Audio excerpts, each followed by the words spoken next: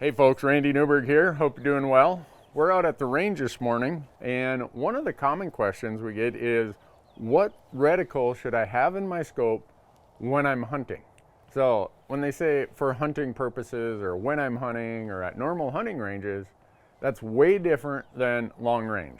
But I'm going to quickly walk through kind of a basic decision tree that you're probably going to be faced with as you do this. And the first thing we start with is your scope a front or first focal plane, or is it a rear or second focal plane? And some of you might say, well, what do you mean? I've never heard of that before. Well, if most of the scopes you bought are just for hunting, you're probably picking from the large array of scopes that have a rear or second focal plane. So the front focal planes, there's a purpose for them. They're very, very effective, and they're the long range guys.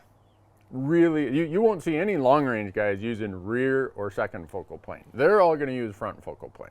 And I'm going to briefly explain the differences. If you're into long range, you probably already know this, or if you want to know more of it, there's a bunch of videos out there about front focal plane. The real concept is your reticle is out here in front of the focal mechanisms in the scope in a front focal plane. In a rear or second focal plane, which is most hunting situations, your reticle is back here behind the entire focus mechanisms. So there's not just two lenses in this scope. There's a ton of mirrors and surfaces and other things that the light comes through many times, and in between there it gets focused.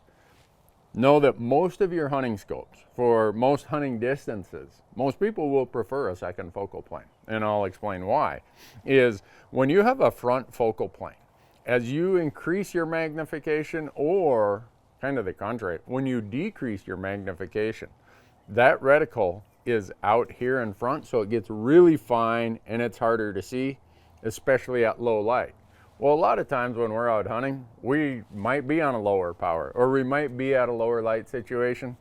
So that's why most people, when they're hunting, end up with a rear or second focal plane, because that reticle stays constant to its size relative to your eye and what you're looking at when it's in the back. You can crank it up or crank it down, and there's no change to the size of your reticle in a second focal plane. So that's kind of the first decision tree you're going to go down, and I'm not going to get into all of the front focal plane stuff. There's experts way better than I am to talk about that. Now I'm going to talk about normal hunting conditions, and for me, that's 400 yards and under. What type of reticle do I like? What type of reticle options are there? Well, the basic premise of most of the reticles is, at least for me, I want something that's clear, I want something that's simple, and I want something that's not distracting. Because when I've worked my butt off, and here comes that shot I've been waiting for on this animal that took me 12 years to draw this tag, I don't want to have a bunch of interference in my reticle and stuff that I got to consider and process, because I might only have 2 seconds, 3 seconds for that opportunity. So most people are going to look at something that is pretty simple, pretty clean, and allows them to acquire the target and make their shot really quickly. Now, the other thing that you need to think about is the thickness of the reticle. Some people want something really fine. Some people want something a little bit heavier that goes to a really fine reticle. There's a whole bunch of options out there. A lot of it's going to be determined by your personal preference. A lot of it's going to be determined by where you normally hunt and what conditions you hunt under. If you hunt in really thick cover and you're not going to have shots more than 150 yards, well, you're going to have a way different reticle preference than someone like me who hunts out west here, and I have shots that might be 300-400 yards that I got to lay down and acquire the target really quickly. So it gets down to personal preference, but it also gets down to what you think the application is going to be for that hunting situation. So real quickly, a highlight to a few of the options most manufacturers can give you. I'm going to show you the whole category of Leupold scopes or reticle options in their scopes, and you're going to see there's a ton of them. They have a ton of them for second focal plane. They have a ton of them for front focal plane. I'm going to focus on the general categories or the general features that you're looking for in a rear focal plane or second focal plane.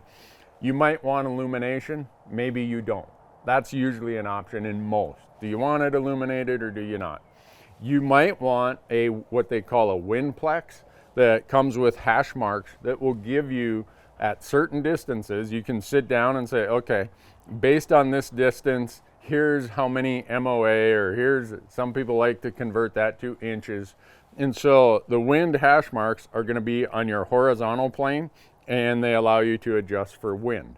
Now, you might have some others that are called holdover reticles. So if you aren't using any type of dial system like I have on this scope, some people just have a holdover type reticle, and it either has hash marks or hash tags, whatever you want to call them. I hear them called tags, marks, all kinds of things. But anyhow, they're little marks on the vertical plane of your scope, and they allow you to do holdovers based on some criteria that you set or something that you would know. So those are probably the three factors that you're going to see in a reticle as options.